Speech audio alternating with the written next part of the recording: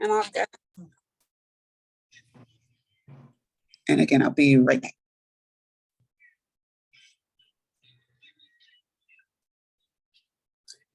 Good afternoon, everyone. My name is Carla Moss, and I am the Education Chair and Scholarship Chair for NCBW Northern Virginia's chapter. Thank you all for being with us today. We have a very special event for you, and it is going to be amazing. We have our guest speaker, Tamara Baptiste Wallace, who will be here. She is phenomenal in all that she does. And I'm going to go ahead and give you a little bit of her background. After more than 20 years as a career in systems engineering and program management, Tamara launched the College Application Specialist in 2015 to guide students and parents through the college admissions process. A two-time graduate of Cornell University's College of Engineering, Tamara has a wealth of experience in engaging people in tough conversations in order to help them build consensus. Tamara also applied the skill in negotiating tough conversations between students and their families about which colleges may fit, what's affordable, and what career path represents their best option for future success. Tamara's students have gained admissions to over 27 colleges and universities across the United States, including Cornell University, Harvard University, the University of Pennsylvania, MIT, the University of Maryland, College Park, Howard, Georgia, Auburn, Drexel, and of course, Morehouse. Let the College Application Specialist be your family's key to reducing the stress and confusion of college admissions process. Ladies and gentlemen and attendees for today, I present to you Mrs. Tamara Baptiste Wallace. Thank you so much, Carla, and thank you to the Education Committee for having me today. Thank you all for taking some time out on your Saturday to learn about college, the college process, and in particular, understanding financial aid and scholarships. As Carla mentioned, I am the College Application Specialist. I did launch this business in 2015. I really want to work with families and students to make sure that you have the understanding and the information that you need to work through the college admissions process. And of course, paying for college is such a big part of that. If you are looking for help individually, if you are a sophomore or a junior, I am still onboarding students. If you're a senior, I hope that you pay particular attention to this financial aid presentation, especially if you have not filled in your financial aid forms yet, because there are certain reasons why you're going to want to do so sooner rather than later. So with that, let's get into today's agenda, and we're going to talk about three main things. First of all, how families pay for college. Second of all, what forms you need to complete. And then third, we're going to go through a case study to help you understand how to figure out what you may potentially pay based on some facts and some figures. Along the way, if you have questions, please be sure to put them in the Q&A box. We are monitoring the chat, or if you have so that we can answer your questions. There is no such thing as a dumb question. This is a safe space. So if there's something that I say that is confusing, or you need me to go back, or you just have questions, please don't be shy. This is your opportunity to learn. All right. So how do families pay for college? College is, one of the biggest investments that your family will make, in your students, in your children, or even in yourself. So how do people pay for college, especially when we're talking about student debt and loan forgiveness and all this other stuff? How do people make it work? So there are three main tenets that I'd like to go through and help people understand. First of all, is that a strategy pays big dividends. You never want to walk into the college conversation at the beginning of senior year and then not having an understanding of how to kind of work through this. So if you are the parent or student who's a freshman, sophomore, junior, the good news is that you still have plenty of time to be doing a lot of research to help you understand the cost of college. You may not have as much time as you'd like to fill in the bucket and the deficit in terms of how you'll pay for college, but at least you'll have the information that you need to make a decision or start formulating, the cost of college into your college admissions, where you want to apply in that whole process. So there's three main legs to the stool that I'd like to go through. So the first is determining affordability before your child's list is finalized. So the worst thing that can happen is a parent mortgages their future and their retirement to send their kid to college. I always like to tell my families, you know, your kid doesn't want to end up living in your basement and you don't want to end up living in their basement. So making sure that you're right sizing the list of schools that they're going to be applying to what you can actually afford is critical. Now, that does not mean that you should not reach for the stars and go after scholarships and figure out stuff, but it does mean that you need to make sure that you understand where you are financially before you get this whole process started. It is impossible to expect a student, so your child, to pay for college on their own through loans itself. The federal government limits the amount of loans that a student may take out in terms of federal money. And if you're that parent that expects them to make up the difference either by working or taking out other loans, you're saddling them with debt and a likelihood that they will not be graduating on time. So the flip side of this is a lot of folks feel like, oh, you know, my kid's going to get a whole bunch of scholarships to go to school and this is how we're going to pay for it. That's a good thought. Free rides are few and far between. A lot of them are income-based, not merit-based. But even if you do get a lot of scholarships, understand that a lot of scholarships have requirements for renewal. Sometimes they are income-based, sometimes they are GPA-based. If you're like me and had quite a bit of scholarships going into college and chose a really ridiculously hard major, engineering, at a really ridiculously hard university, Cornell, and then lost all of her scholarships coming out of her freshman year, you too will find yourself in the situation that my family did, where we had to make up the deficit somehow.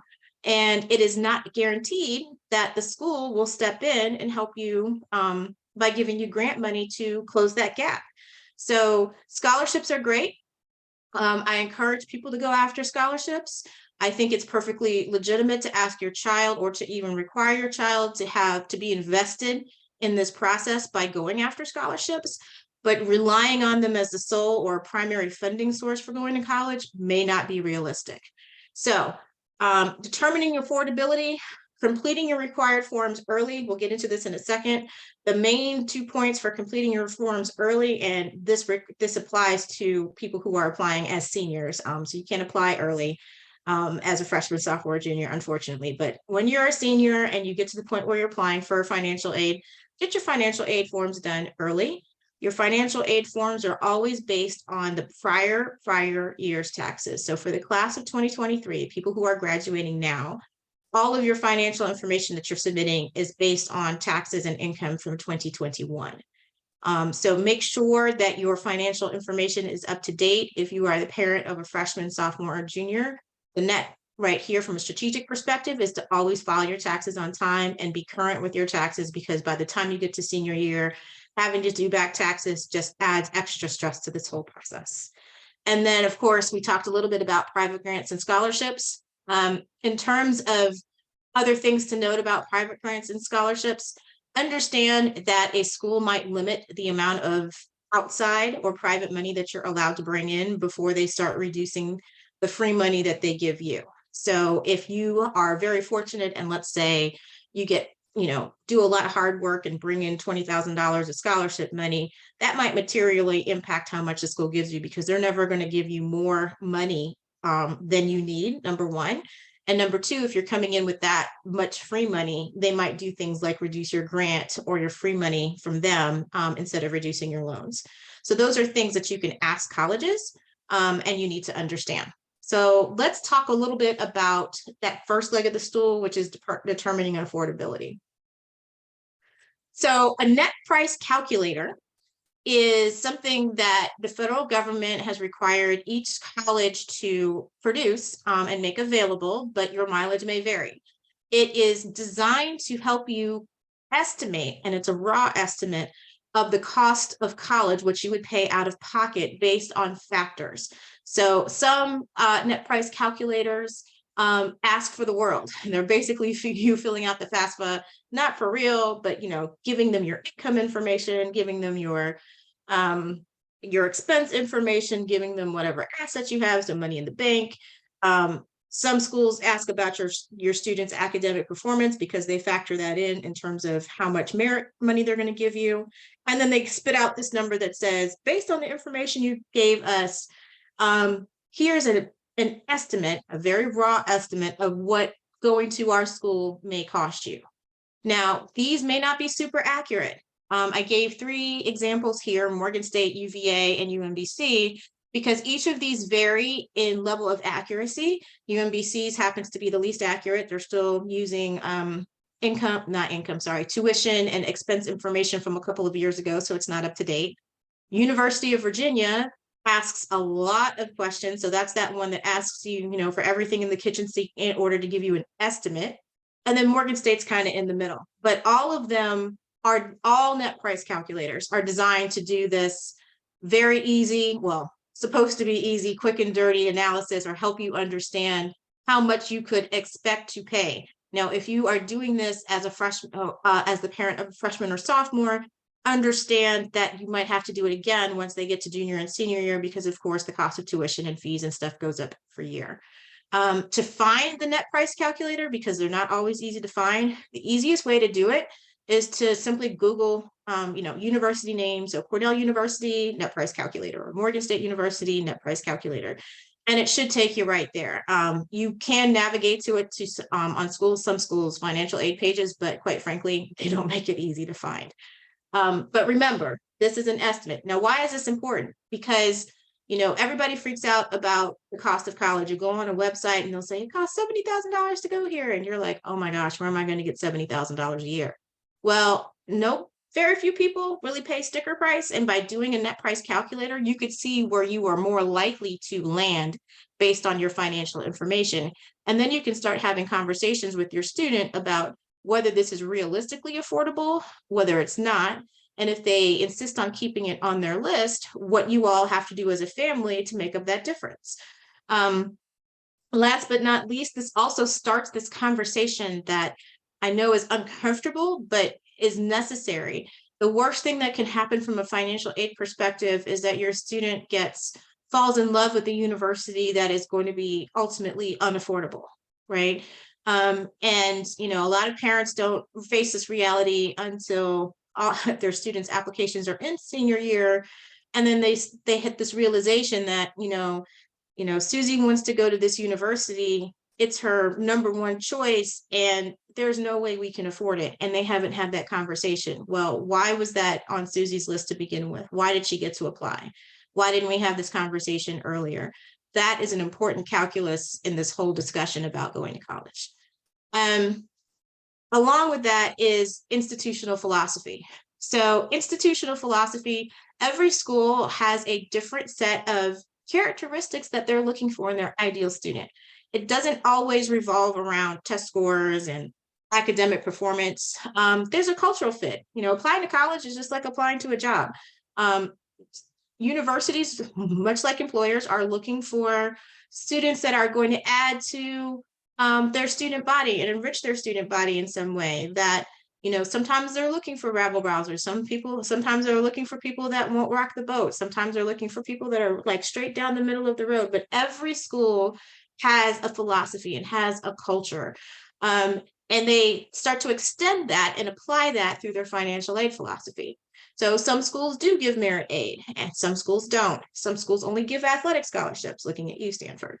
Some schools don't require test scores in order to consider their students for merit aid or scholarship opportunities, institutional scholarships. Some do. Some have policies where they don't want to saddle their students with student debt. So they don't give out student loans, even if people are eligible for them, but they'll give out parent loans. So you still have to think about that. Institutional priorities are things that are changeable every year. Sometimes, universities recognize that, the culture, the landscape, who they're looking for, trends are changing. And so they'll incentivize or be on the lookout for a student. I always like to say, first of all, you'll never know what an institutional priority is because they'll never tell you. But if you happen to be that purple spotted alligator that they're looking for that year, and which you'll never know, woohoo, more money might come your way because you're a purple spotted alligator. So But the first three and the last one down there. So merit aid, do they give it? Yes or no? What's their scholarship profile like? How many private scholarships can you bring in before it starts to take away from your free money? What's their student loan philosophy? What's the culture of the school like? Those are the types of things that you can find out ahead of time. There's all sorts of resources online. The best thing, well, one of the best things from a college admissions perspective about the pandemic is that it forced colleges to start being a little bit more transparent and think outside the box in how they reach their students. So the information sessions that you used to only be able to go to in person are now online.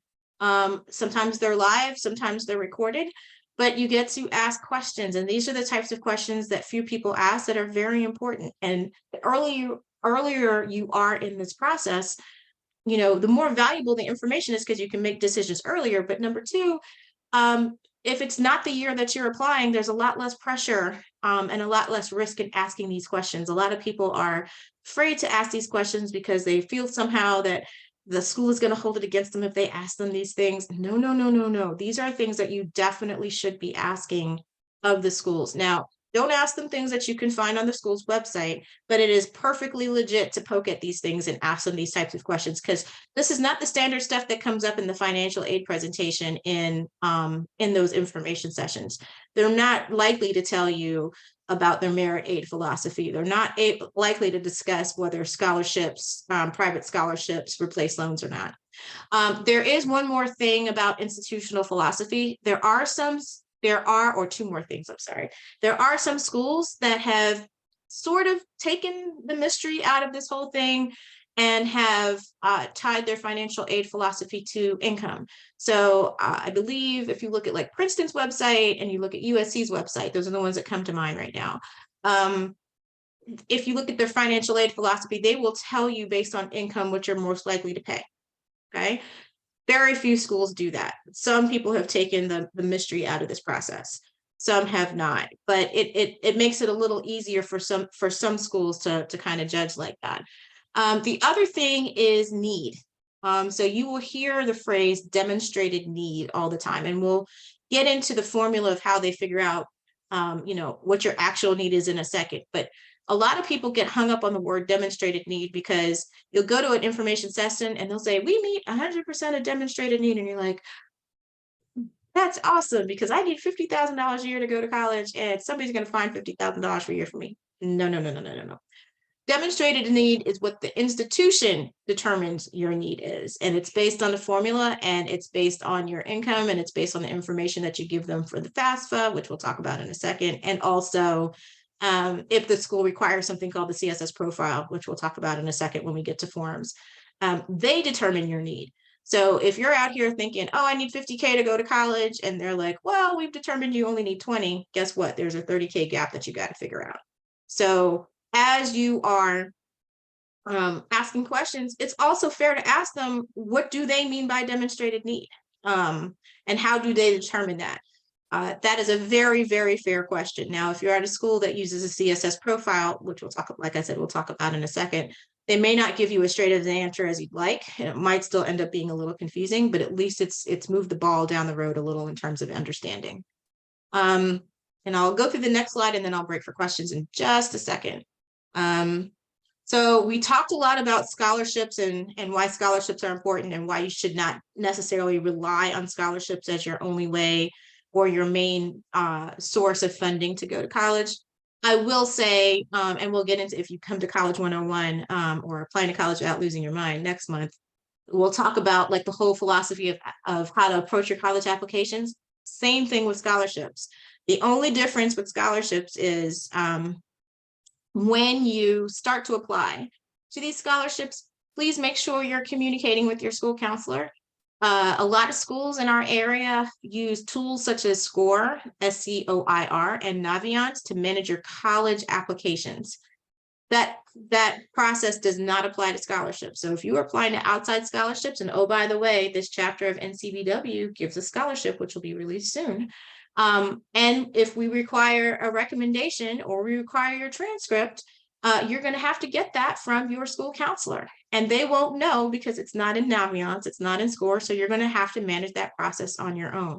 There is no such thing as a late scholarship application, just like there's no such thing as a late college application. So make sure that you have a process to manage how you're applying to scholarships and to monitor the adults in the process over which you don't have a lot of control for them to get the information and you need on time.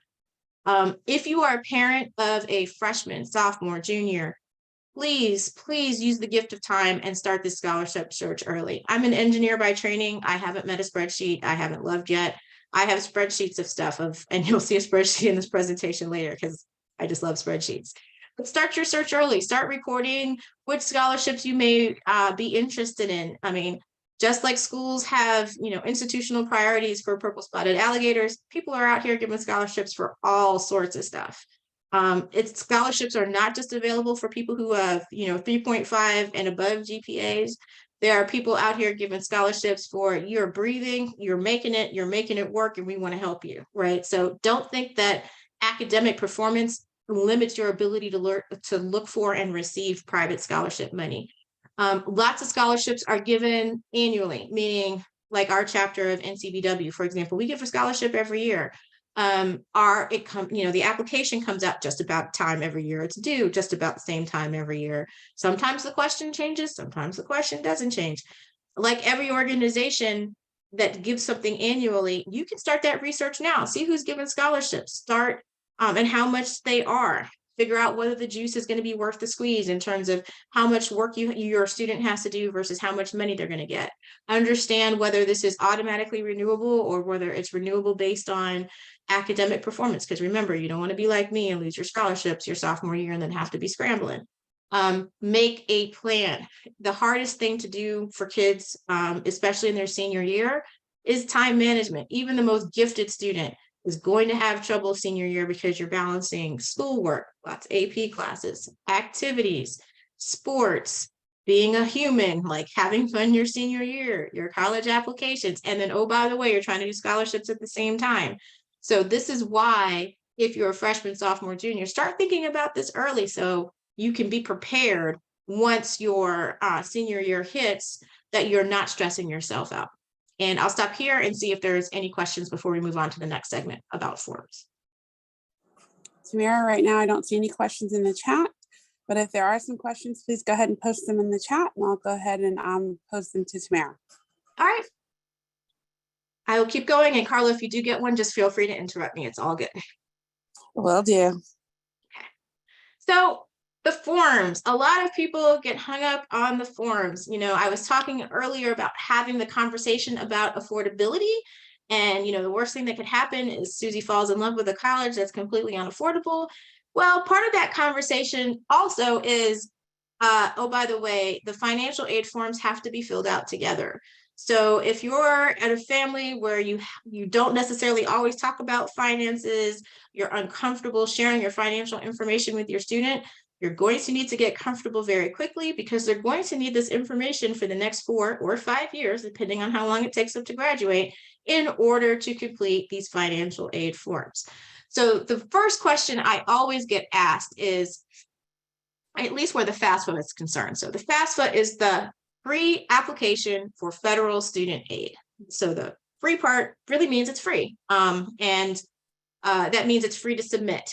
The FAFSA is a government form, so it's put out by the Department of Education. And if you go to studentaid.gov, you will find a wealth of information about how to fill out the form, questions that people have had.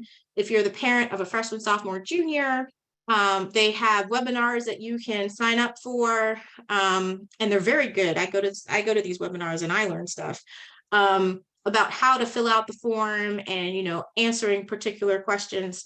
So I encourage you, even if you're a parent of a senior and you haven't filled out these forms yet and you're finding yourself a little lost, use the resources on studentaid.gov to get through it. They're actually very good. The FAFSA is a form that helps colleges determine your financial position and your ability to contribute to college expenses. So a lot of people are like, well, a whole bunch of money. Do I really have to fill out the FAFSA, or is this really required? Or I don't think I'm going to qualify for aid regardless of how much they make. So I don't want to fill this out, or I want my kids to know how much I make.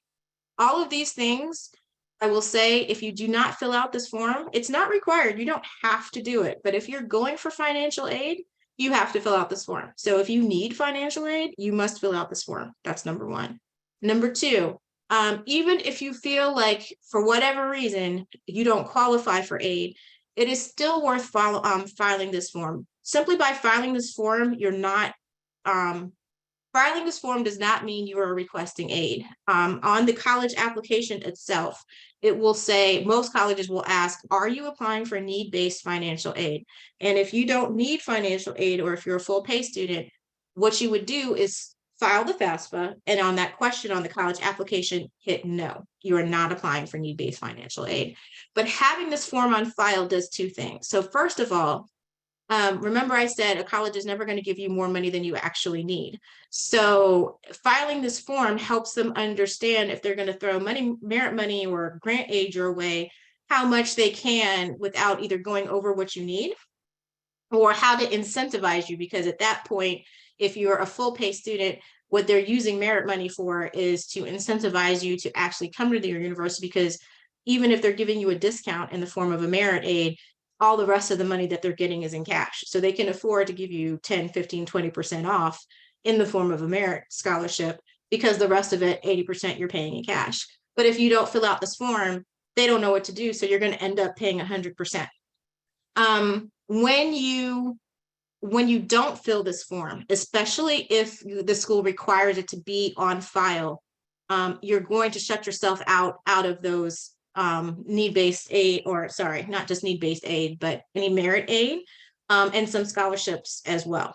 So that's another question that's worth asking during those information sessions. Like, how do they use the FAFSA? Is it required if you're a full pay student, or do they use it to figure out, if they do merit aid, does it need to be on file? The form itself is completed by both the student and either their biological parents or their legal guardians. And this can be tricky. If you are in a special situation where a parent is absent or you are divorced, divorce is the simplest case, wherein each parent would fill it out separately, so they don't see each other's information, and then they link it through a PIN system to their student's form. If a parent is absent, meaning they're alive but just not in a child's life, there are circumstances under which that second parent's form is not going to be required. However, those are difficult situations. If you are a ward of the court, there's a whole, so if you're in foster care, there's a whole different process for who actually fills out that form, but there's a question on the form itself that helps you determine who's supposed to be filling it out. If you are just living with another family member, but they have not been recognized as your legal guardian, so the court has not said, Auntie M is your legal guardian, but you're just living with Auntie M. Auntie M cannot fill out this form for you. So you're still going to have your parents fill out this form. And that's where a lot of folks run into issues, because, everybody's circumstances are different. And it's often a challenge, especially, filling out financial information is hard enough, but it's often a challenge when this part of the process comes along as to how to handle it. If you have special circumstances that you just cannot work through by yourself, you have two options or two resources that can help you. Number one, studentaid.gov. There's a lot of, like I said, a lot of information about how to handle special circumstances. And then number two, you can also reach out to the financial aid office at the school that you're applying to understand how to handle special circumstances. As I mentioned before, it uses tax and income information from 2 years prior. So the FAFSA is not looking for your retirement. The FAFSA is looking for how much liquid money you have all over the place. So it's looking for your income, so that comes straight from the IRS. And there's this little IRS retrieval tool, which is really cool, which is, you put it in your little PIN for the IRS, and it sucks in all the information and puts it where it's supposed to be on the FAFSA, so you don't have to hunt and peck anymore. It's actually kind of cool. It's looking for who's in your household. So how many dependents do you have? How many people are you supporting on the income that you're reporting? How much money do you have in the bank? Literally. How much money do you have in money market accounts or investment accounts? So it's not looking at your 401k, 403b, any retirement assets. It's looking to see, hey, Do you have a TD or Ameritrade account or something like it? Are you investing in stocks and bonds outside of a retirement vehicle? Like, how much money is in there? That's what it's looking for. It's also looking for your students' assets. So if your student has a bank account, if they work, it's going to ask them to report that. If they've got 529 plans, if they've got, if they're the beneficiary of a trust that will come to fruition while they're in college, it's looking for those types of assets. Don't wait to file your taxes to complete this form. Okay, remember I said it's taking it from 2 years prior. So that's going to be true. You're going to have to fill out this form every single year your child is in college. Every single year, it's going to look for income 2 years prior. If you've had special circumstances where your 2021 income is like super high related to what's happening in 2023, you're still going to use your 2021 taxes and income, and then you're going to contact the financial aid office at the university, and you're going to say, hey, I have a material change in circumstances. My income is no longer as high as it was reported in 2021. What other information do you need from me to prove what my current income and my current financial situation is like? Because life moves on. You know, sometimes, you know, between 2021 and 2023, you might have changed jobs, you might have downsized, you might have retired. I mean, there are all sorts of reasons why your income might have gone up or gone down in a 2-year period. So if it's gone down, you want to make sure that you work with the financial aid office early. This is another reason why you want to get your forms done early, so that you can start that planning and negotiation process. And Carla, do we have a question? Yes, we do have a question. Okay. Is there 2 times a year or 1 time a year that we submit that form? Because I know sometimes people are inquiring about state funds versus federal funds. Mhm. Is there a difference, or is there a timeline we should submit those forms to get both? So I'm glad you asked. The federal form opens every year on October 1st. And on October 1st, every year, the form crashes. So please don't try and fill out the form on October 1st, because it always crashes. I'm a member of several groups online, and every year I see parents like at 1 a.m. trying to like hit the button. They're ready. And then the form is crashing and they're all upset. And it's because of volume, right? And sometimes they're also working out bugs in the month of October. So unless your kid is applying early action or early decision, I usually tell families to have their form done no later than Thanksgiving. Now, each school has what's called a priority financial aid deadline, and that will be on their financial aid page. Sometimes they will also talk about this in an information session. And that's sometimes early in the season and sometimes late in the season. Financial aid, though, is first come, first served. And we'll talk about this when we talk about types of financial aid. So it is to your benefit to get this form done early. Waiting until there are families I know that wait for legitimate reasons to get it done in January.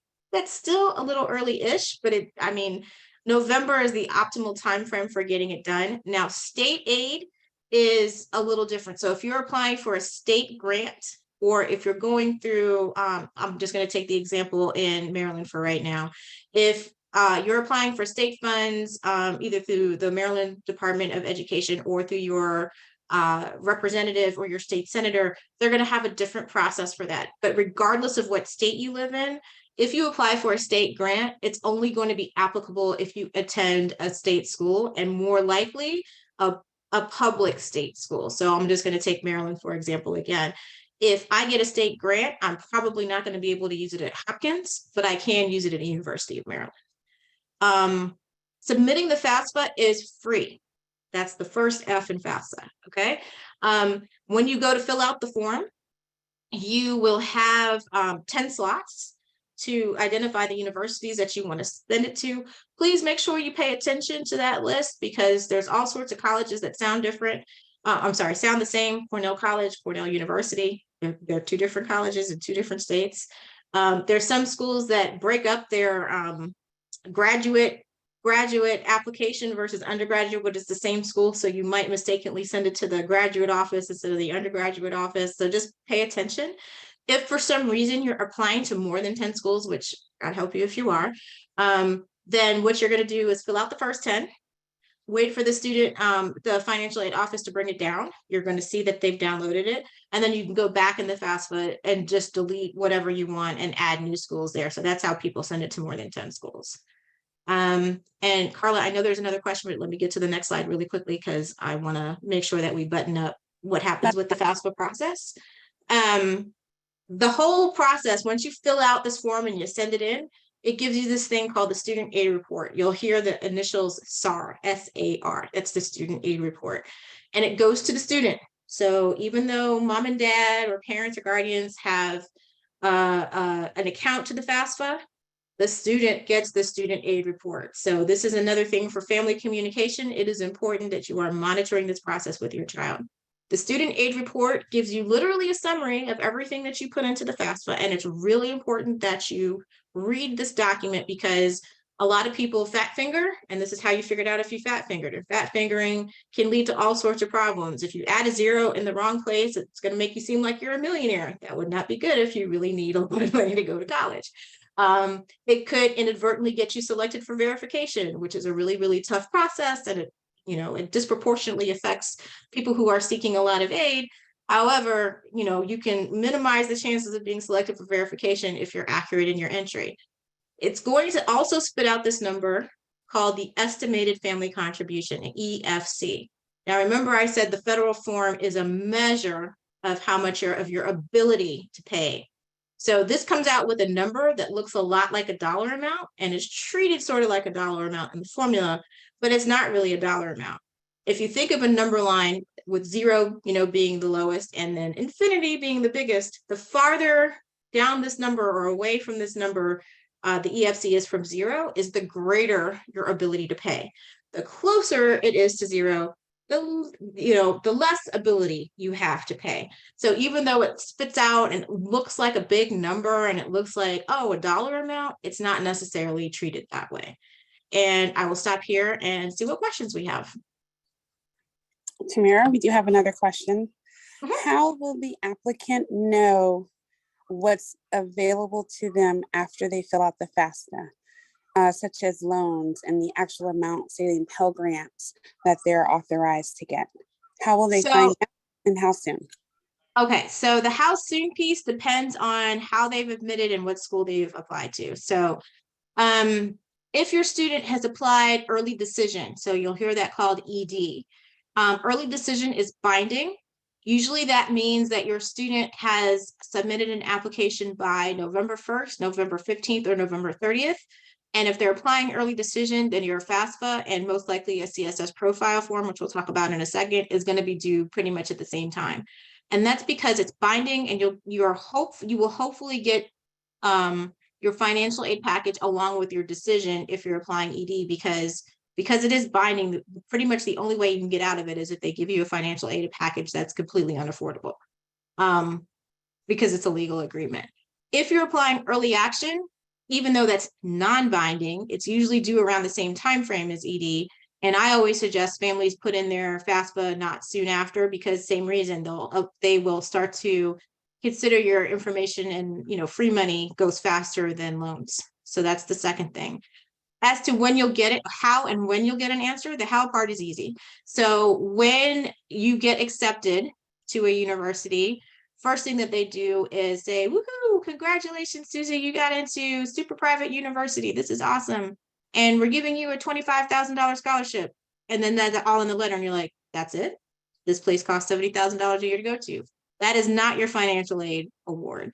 What happens after you have gotten your acceptance letter a couple weeks or a couple months later, usually up until April, schools have up until April to put your financial aid together. They will send you another communication. Now, sometimes it'll be in your student's portal, so you have to make sure that they're checking their portals. Sometimes they'll send you a letter, sometimes they'll do both, but they will outline what you're actually going to get in terms of an award. And now once we go through the example, you'll see how to interpret that letter and how to use it to do your analysis. So I'd ask you to hold that question for a little bit longer, and we'll get to it, I promise. Other questions? Yes. What is the difference between a Pell Grant and loans when you fill out the? We're going to get to that too. So when we get to the types of financial aid, we'll cover that one as well. Other questions about the FAFSA itself and how to fill it out? We do have one more question for the IRS tool.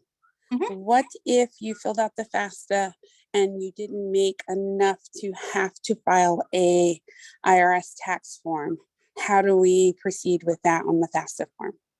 So if you did not file taxes, so, okay, there's grown-ups versus the kids. So a lot of kids, even if they work, they may not be working enough to have to file taxes on their own and they file under the parent. That's perfectly fine. You're still going, that's still going to be on the parent's form, and that'll flow through the IRS retrieval tool. That's the easy case.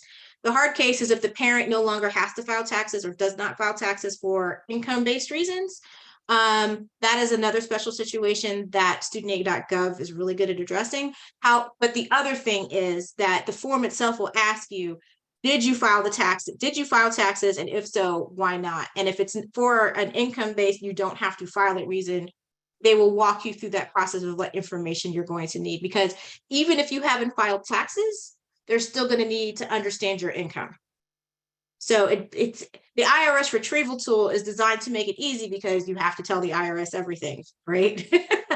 But if you don't have to file taxes, but you're still getting a 1099 or the form from Social Security, but you don't have to file taxes, it's going to still use that income information on the form. So the other thing from a preparatory perspective, I should add to here, it's not just about filing your taxes, it's also about getting your information together and starting to keep it in a place that's well organized.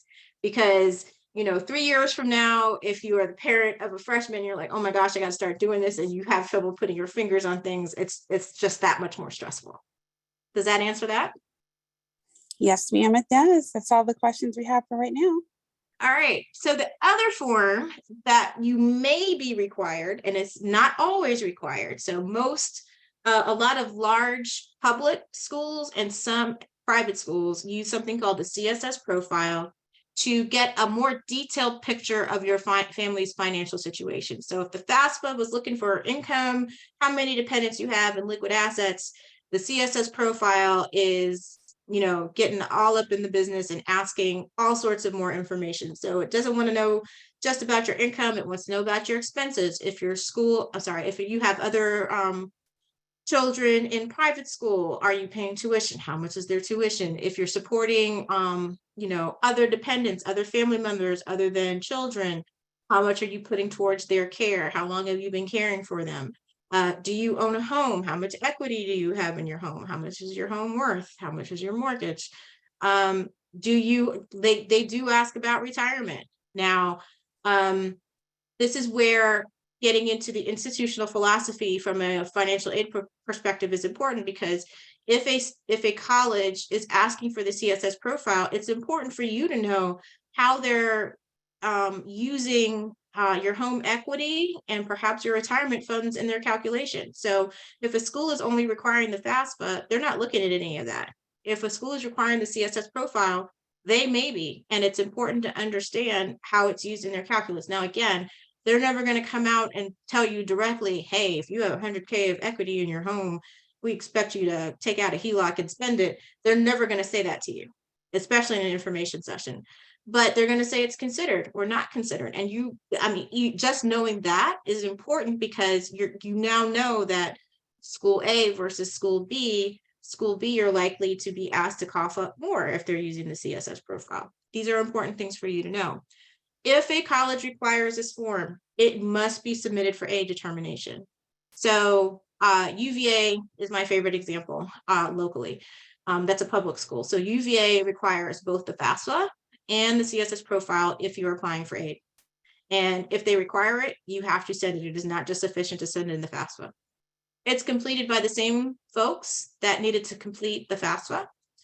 So the good news is that, once we get through the conversation of who gets to fill it out and how, it's the same calculus and the same process for the CSS Profile. Now, there is a little bit less forgiveness, whereas special circumstances, if a parent is unwilling or unable or cannot be located to fill out this form, whereas the FAFSA has, rules around this. Most schools that require this form require you to fill out, you have to contact the financial aid office and request an exception. And they will send you more than likely another form, basically asking you to expose all the circumstances that are leading to this parent not being able or being unwilling to fill out this form, which can be very traumatizing.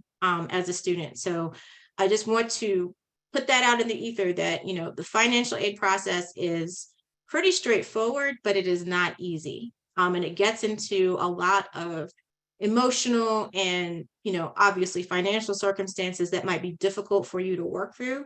It's a pack your patience type of process, but understand that if your student is going for need-based aid, that they're going to need access to the information from you as the parent or the legal guardian that you may never have talked to them about before. And that filling this out is just as hard for them as it is for you. Okay. In terms of what goes on it, same thing. So 2 years of tax information. And like I said, it's going to get into current expenses and current assets. You fill it out on the College Board's website. So if your student has taken the PSAT or the SAT, that was brought to you by our friends at the College Board. So they're going to log back into their profile and they're going to say, I want to fill out the CSS profile, and it will open that section of the, it will open that section for them. There is a fee to submit to each school. I believe it's in like the $20 to $27 range right now. So that can get expensive if you're applying to a lot of schools that require this form. If you qualify for a fee waiver, it will be applied. I had students this year who qualified for fee waivers and they were able to send it to all the schools, no problem. Just like the FAFSA, this form opens on October 1st. Deadlines, just like the FAFSA, vary by college. So when somebody says priority financial aid deadline and they require this form too, they mean both the FAFSA and the CSS profile. And unlike the FAFSA, it doesn't give you this lovely student aid report at the end.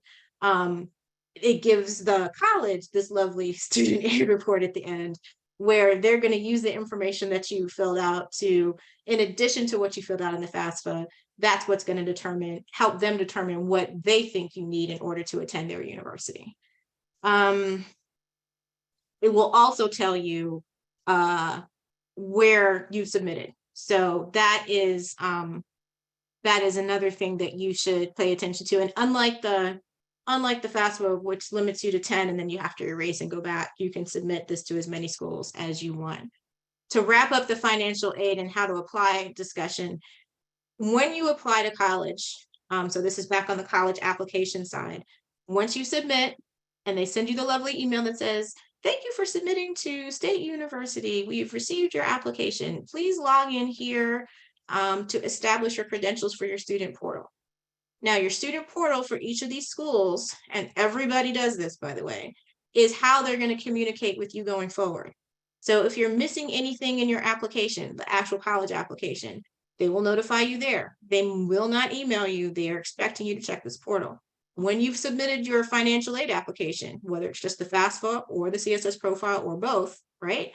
It's going to show up there. And if they need additional information from you, they're going to send a notification to your portal that says, hey, we need some additional information from you. And more than likely, you're going to have to ask your parents or ask your guardians to fill out, give you the information to upload. But this is how they're going to communicate with you.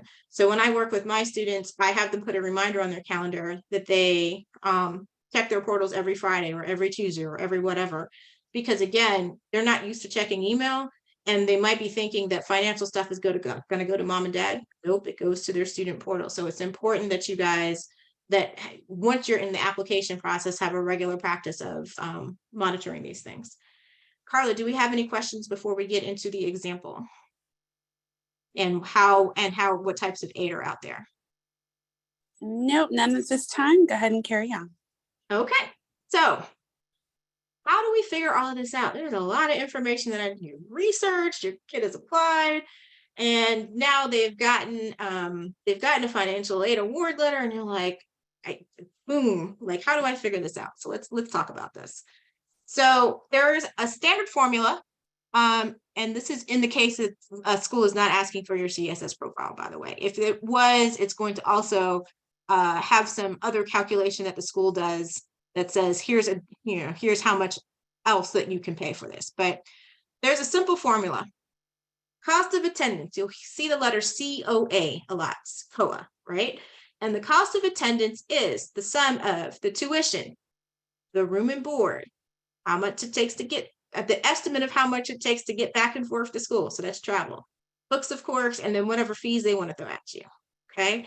Now, when you go on a school's website, and even if you go into the net price calculator, sometimes they only put the tuition number in there. Like, we don't have to live anywhere, which is kind of crazy. So you're like, oh, this is awesome. It only costs $17,000 to go here. And you're like, oh yeah, room and board, travel, books, and fees. So you need to be very careful when you're looking at these websites to see, what the total cost of attendance is. Sometimes they'll say COA and sometimes they'll say total cost of attendance. So don't just, look at the tuition figure and think that, because that's low, everything is copacetic. That's one trick that you should be on the lookout for. So there's that total cost of attendance figure minus your estimated family contribution. Now, remember that number is coming from the FAFSA. That's on your student aid report. And remember, I said that's the thing that looks like a dollar amount that gets treated like a dollar amount. That's not supposed to be a dollar amount because it's supposed to be a measure. That's that number that goes there. So your cost of attendance minus your EFC equals your financial need. And that's the amount of money that your family needs to send your student to college. Okay. And remember, if you're out here thinking, I need 50K, and this little formula says your financial need's only 20, you've got a gap, right? So institutions are not required to fill that gap. They are not, not required to meet your full financial need. That's why I was saying demonstrated need and understanding how and what they think demonstrated need is. That's a good question to ask them because everybody has a different definition of financial need. And to the person who is asking, what type, how do we figure this out and where does the money come from? Here are the funding sources. So on the right-hand side of our lovely pie graph here, we have free money, and free money is coming from different sources. So institutional grants, so that could be just grant aid, it could be merit aid, it's free money. It comes from the school itself. You'll never know going into the process how much is available, but your financial aid will tell you, your financial aid letter will tell you how much they're going to give you. So that will be a known number once you get your financial aid letter. State grants. Remember, I said this is a slightly different process and it's only applicable if you can only apply the money if you're going to a state institution in which the state you're a resident of. But that's also free money. It's money you don't have to pay for, pay back. One thing I didn't mention with state grants is you also need to check whether they are automatically renewable or they were renewable based on academics or whatever criteria. Because if you are using state grants, you want to keep those state grants, and sometimes there's work associated with that to let them know of your progress. Then there's scholarships. Again, we talked about scholarships. Scholarships are money you never have to pay back. They can come from private sources. They can come from the school. Private grants, same thing. Grants and scholarships really work the same way. The difference is between a grant and a scholarship is the financial instrument that the person or the organization giving the money has classified it as. There are rules from an IRS perspective that apply to them as the giver, but not you as the getter. Then on the left-hand side are all of the things that are not free, but that are also determined by things that come on the FAFSA, okay?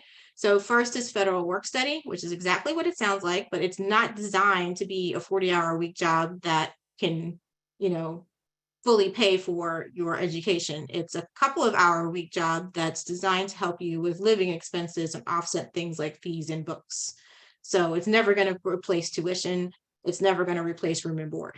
And then there are federal grants. So the person who was asking about Pell Grants and asking about SEOG, you can actually look up on studentaid.gov based on your EFC. So there are two things on, remember I said studentaid.gov is awesome. So if you are a parent of freshman, sophomore, or junior, and you want to get an estimate, like an estimated estimate of your EFC, there's actually an EFC estimator on the studentaid.gov website. And once you have your estimated EFC, there's a table because SEOG and Pell Grants are income-based. This is your EFC, this is the maximum amount of the type of federal grant that you are eligible for. Now, the way grants work and the way federal, all these things, student loans, federal grants, and federal work study, so we'll leave parent loans out of it for a second. The way those things work, and the reason I keep saying apply early, is because those are pots of money that are given to a particular institution to dole out amongst everybody that has applied and that will eventually attend that university. So you're not just competing for pots of money for like the senior class of 2023 It's everybody that's going to that institution, right? And so that institution has to divide up the money fairly. They're not always going to be able to give you the maximum amount of grant money, or like federal grant money or federal work study that you're eligible for. So if you go to that lovely table on studentaid.gov, and it says, and you'll see this as an example, that you're eligible for $900, and then you get your financial aid award from the school and they only give you $700, and you're like, where's my extra $200? It's because they didn't have it to give. And you know, the later you apply, the more likely that those pots of money are gone, and that gets replaced by loans, or it just gets gapped, because it very rarely gets made up by institutional grants or institutional scholarships, because again, those are fixed pot of money that from a budgetary perspective, the school only has so much to give. And we can argue all day long about schools' endowments and how they probably have more to give than they actually do, but it's still a budget and they still have to divide the money up. So federal grants, federal work study, student loans are capped. So you cannot take out, as a freshman right now, more than $5,500 for the entire school year in a student loan. Okay, so remember I said at the top, it's impractical to think that a student is going to use student loans to pay for all of their college expenses. Federal student loans are capped at $5,500. Now, they could go to the private market and get student loans, but that's how you find people with this ridiculous amount of debt coming out of undergrad. It's a lot of money and it adds up quickly. Student loans come in two flavors: unsubsidized and subsidized. Unsubsidized loans means that the interest does not start accruing, it does not kick in until you either separate from the university for a fixed period of time or you graduate. So that means $100, you know, your $100 loan, if it's 10% interest, the 10% does not kick in until graduation day. If you have a unsubsidized loan, that 10% kicks in the day you sign the loan. So the 10%, that interest will start accruing, you know, whatever period, a year, month, however it does it, it will start accruing the day you sign your promissory note. You will always be offered a combination of unsubsidized and subsidized loans. And the reason understanding their institutional philosophy about how private scholarships are applied is because ideally, if you have private scholarship money, you want them to knock out your student loans first and not reduce your institutional grant or scholarship. You want them to replace your loans. But some schools are like, oh, yay, you've gotten outside money. Let's reduce your grant and give that money to somebody else and then leave your loans in place. So it's important to understand, number one, how much you can bring in, because sometimes there's a limit before it starts to kick in. And number two, if you bring it in, is it going to knock out your loans or your grants first? And then last but not least is parent loans. If you filled out the FAFSA, you could be eligible for parent loans, parent plus loans. Interest rates are lower than going to the private market. Of course, you're eligible to go to the private market as well. If you are for some reason ineligible, or your credit is not going to allow you to take out a parent loan, your student can take out an additional amount of student loans, but it's never going to come close. It's only like an additional $1,000 or $2,000. It's not going to fully cover what you would have been contributing as the parent or what you were offered as a loan. And so before I get into the case study, let's talk about this. Does anybody have questions about the different types of funding sources? Tamara, we do have a question. How does the FAFSA form affect the College 529 plans? So College 529 plans are considered an asset. So it's going to ask you, do you have one and how much is in it? Thank you. That's all we have for. Okay. If the person who had the Pell Grant or the federal grants question still has questions as we go through, feel free to ask another question. All righty, so let's go through our example because I know we're almost at the top of the hour here. So I have a case study here of a family of four. They have a senior and they have a sophomore. Their 2020 income was about $120K. And their EFC came out to $16,000. And notice I didn't put a dollar amount there because remember, it's not supposed to be a dollar amount. And our student is applying to 3 universities, our favorite state U, private U, and then super private U. The cost of attendance of each is $20, $50, and $80 respectively. Their EFC is the same across the board because it doesn't change based on the university you're applying to. And so that you have this need thing, right? 4K, 34K, and then 64K. Now, the student the institution's financial aid policies or philosophies, excuse me, are as follows. State U doesn't meet 100% of need. It can't. It's a state university. It's very budgeted limited. They just don't have the money to meet everybody's 100% of need. Private U reasonably meets needs. So, you know, they really want people to be able to go there, but they can't meet everybody's need either. And then super private U has a policy of they're not giving students loans. So this is the profile of our family here.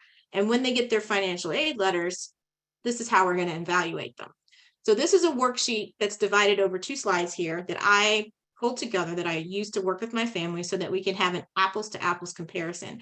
Because when you get your financial aid letters, they're not standardized. Okay, so sometimes people will read the financial aid letters and think that, oh, you know, my out-of-pocket is $7,000, not realizing that the way they got to $7,000 out of pocket is that they offered you $25,000 worth of loans as a parent, right? And do you want to take that on?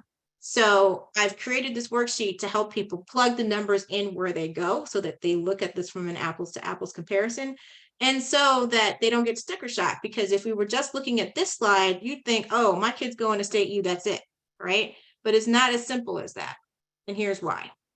So this student was eligible for a federal grant, and they got the max federal grant from one school. So state U was like, we have other students that need this more. We're not giving it to you. Super private U was like, we're not giving it to you either. Private U is the only person that gave them a federal grant. Okay. This person didn't get any state grants. This person got an institutional merit grant from private and super private U, which is awesome, and got merit scholarships from all 3 universities in varying amounts. Okay. They got the same amount of work study, which is pretty cool. That almost never happens. And this person got lucky and only got subsidized loans in the amount of $2,000. So they didn't even get maxed out at the $5,500 they could have, right? But remember, super private U had a policy of no loans. So no loans for the student at super private U. So you take the total cost of attendance at the top there, you add up all the stuff in the gray there, and that number at the bottom in blue is the gap. So that's 20,000 minus everything that's in the gray at the bottom. And that's the unmet portion of your need, because remember, total cost of attendance is $20,000. So we're still trying to get to that $20,000 number. So before we go to the second part of the sheet, the things that I'm looking for are, you know, who gave the most relative aid? Well, super private U gave you a lot of aid, because before parent loans kick in, their cost of attendance came down from $80,000 to $23,000. That's a lot of money, right? Super private U also didn't give you any loans. So your student is going to graduate debt-free. I see somebody with a heart there. That's awesome. Yeah, debt-free is great, right? Private U kicked in federal grants. Again, free money is awesome money, right? If you look at here, you know, the gap between state U and private U, it's not that big, right? With the same amount of student loans. So remember, when we looked over here and you're like, oh, $4,000, right? Because that's your EFC. Well, okay. So $12,000. Notice the 16,000 hasn't come up yet, right? So the EFC is not on the worksheet. That's not going to show up in your financial aid number. So the gap between state U and private U, it's really not that big. So maybe private U is in the conversation now. And super private U gave you a lot of money. So maybe it's not as unaffordable as you originally thought. Okay. So then we get to the parent piece. So, and I divided up this way because, again, financial aid letters are confusing. They don't always put the parent piece after the gap piece. Sometimes they put it before, and it makes it seem like to pay anything, not realizing that you have all these loans that you just agreed to. So state U gave the parents a $5,000 a year loan, and then private U and super private U were very kind and didn't give them any loans. So the net cost for private U and super private U stayed the same, and the remaining out of pocket. So this is cash out of your pocket. This is what it's actually going to cost to go to a year, right?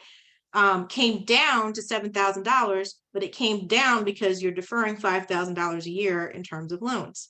So, you know, note, this is back to the determining your need piece. Remember, you're calculating you're really looking at how good they did based on their federal formula relative to what you needed to go to college, right? And you can see that private U and super private U did a pretty good job, and you still kind of have a gap where state U is concerned. But again, this is why we do this analysis, right? So the last thing you really have to think about is you're going to school for 4 years, not 1 year. And so I did actually neglect to say that when I was talking about financial aid philosophy. So make sure or ask a question designed to ferret out whether you can expect your financial aid package to be consistent from year to year.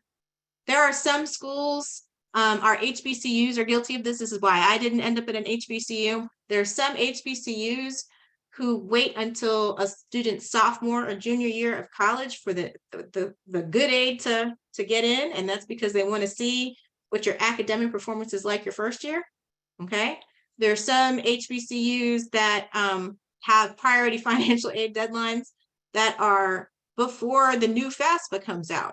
Okay. A lot of HBCUs do decisions over the summer and in the early part of the season, and sometimes the FAFSA isn't out. So you might want to ask how they do financial aid. Do you use last year's form, or wait till October 1st till the current year's form goes out? You always have to ask these questions because it's tricky out here. But looking at the 4-year, and for the math nerds out here, yes, I know I didn't do the interest calculation quite how it should be done, but it's an illustration. So after 4 years, out-of-pocket cash, state U is going to cost you $28K in cash and approximately $55K in loans between students and parents. That's a lot of money, and that's a lot of money deferred over 10 years. Okay. Private U is going to cost you $60K out of pocket, and your student's going to end up with about $9,000 in loans. Is that reasonable? Is that doable for you guys? And then super private U is like, once we're done with you, we're done with you. We're not asking anything else with you. So yeah, it's a lot of money over 4 years, but you're finished. No loans, no nothing. Parents, you're good. You can take your receipt, which is your degree, hang it on the wall, and be happy and know that it's yours. And not have any holes on the bursar when you're trying to go to grad school because you have not finished paying for your bill yet. So this is the calculation, and this is how you take what's in that financial aid letter and kind of figure out where you're really going to go. Now, if $28,000 is all you have, like $7K a year is all you've got in order to go to college, state U might be where you're going, and you're going to have to figure out a year after year how you're going to start attacking those loans. The good news is that they're all subsidized. The bad news is that they're all loans, right? So this is the type of analysis that I hope is helpful to you, but this is how you should think about financial aid. Are there any questions before we wrap up here? Yes, Tamara, there is a question. Can the information that was giving out today be applied to a student that has already graduated with their first bachelor's, or a student that has been out of school for a while and decides to come back to go to school for either the first time or later in their years? Okay, so to the first situation where you have graduated with your first degree, for your first bachelor's degree, first of all, congratulations. Woo! Second of all, no, the process changes. So yes, the FAFSA is still opens on October 1st, and there's still going to be a priority financial aid deadline. The difference is that once you get a bachelor's degree, parents and guardians, you're off the hook. No more need to fill out this form. Now, the other people that don't have to fill out this, the other times parents and guardians don't have to fill out this form is if the student is married. So if you're under 24 and you're married, or you have a child, you support somebody, there are rules that may exempt your parent or guardian from filling out this form. If you have graduated with your first degree, it's a wrap. They don't need to fill out this form anymore. And but everything else that's on the form is still going to be required. It's still prior, it's still all that stuff. If you were in school and you left school, if you were in school, didn't finish, come back, depending on how old you are, you will still fill out the FAFSA, but whether parents, legal guardians are required, it's going to be a different story. That's going to be based on age. So again, if you're married, or if you're supporting somebody else, they're not going to have to fill out the form. If you're still single and not living at home, that's where it gets a little tricky. If you have, what was the third situation, Carla? Oh, well, there's one, if a person graduated and wanted to work on their master's, can they still use this FAFSA form? So if you're graduated and you're going for a master's, yes, you will still, but your parents don't have to fill out their pieces anymore. It would just be the student. And we did have a question in the chat that was similar to that. Can you use the FAFSA up to your master's degree? So in other words, even though you're working on your bachelor's and you don't claim it, can you work all the way up to your master's and then claim it? Okay, so FAFSA is not something you claim. So I want to be very clear. The FAFSA is not the thing giving you money. The school is the thing giving you money. The FAFSA is the form that's required in order for the school to evaluate how much money you're eligible for and then how much they're going to give you. So the federal government, apart from the fact that Pell Grants and SEOG grants are federally funded, the federal government is not giving you money to go to school through the FAFSA. Okay, so there's nothing to claim. If you filled out the FAFSA, if you did not use financial aid, if you paid for college yourself, you were full pay, yay, congratulations that you were able to do that. But when you get to grad school, so for your master's, PhD, law school, whatever, first of all, you as the student are now on your own in terms of filling out this form. None of your parents or your guardian's information goes on there. If you're married, your spouse's information will go on there. But the aid changes, right? So the whole federal student loan, the calculus is a lot different. And so if you're going for a master's or a PhD, it's really worth asking during the information session, how they use the FAFSA to determine aid, because 99.99% of the time, you're going to get loans. That doesn't mean it's not worth filing, but 99.99% of the time, you're going to get loans, and the amount of loans that you're able to take out during grad school in terms of limits is different than when you're an undergraduate. Okay, there's another question. Hypothetical. If I'm a 35-year-old student who's never gotten a degree before, this is my first time, do I claim this as my first bachelor's degree? Or do I wait till I finish schooling and then claim it on my FAFSA form, which degree I have? Okay, so if you are a non-traditional student and you're thinking of going back to college, first of all, congratulations. Second of all, you will fill out the FAFSA as a grown-up on your own or with your spouse, if you have a spouse. And you will say you are pursuing your first bachelor's degree. Awesome. That's all the questions that we have. And attendees, do you have any other additional questions? At this time, this is a great time to ask them. Go ahead and put them in the chat. I will say, if you are a non-traditional student, I'm giving a free workshop next month through Charles County Public Library on applying to college as a non-traditional student. I believe it's on February 11th, but if you go onto the Charles County Public Library website under events, you'll find it. I'm happy to answer that if you're a non-traditional student. So if you're a transfer, somebody, a veteran, somebody who's older, who's returning to school, I'll be going over the application process at that time for non-traditional students. Thank you, Tamara. Right now, there are no additional questions. All right, so we'll go ahead and wrap up. I want to, again, thank you for spending some of your Saturday learning about financial aid and scholarships. As Carla mentioned at the top, this is just a sample. I haven't even updated this with this year's class yet because I'm running out of room. This is just a sample of the universities that my students have attended and graduated from. It is always my honor, pleasure, and joy to see students navigate this process and land at schools where they thrive academically, socially, and of course, financially, because again, at the end of the day, we don't want anybody living in anybody else's basement. If you need to contact me, if you have questions outside of the session, here is my contact information. And again, it has been a pleasure spending some time with you all this Saturday afternoon. Thank you so much. Well, Tamara, it has been a pleasure to have you. Thank you so much for being our special guest. and we appreciate all the information that you provided to us. We are definitely going to put it to good use and definitely hopefully achieve some of the goals that we've had as far as education, but also professional development and personal development. So thank you so much. And we look forward to your series for next month.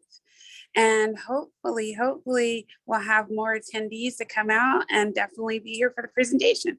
Thank you, Mrs. Tamara Baptiste Wallace. We appreciate you on behalf of the NCBW NOVA Education Committee and myself.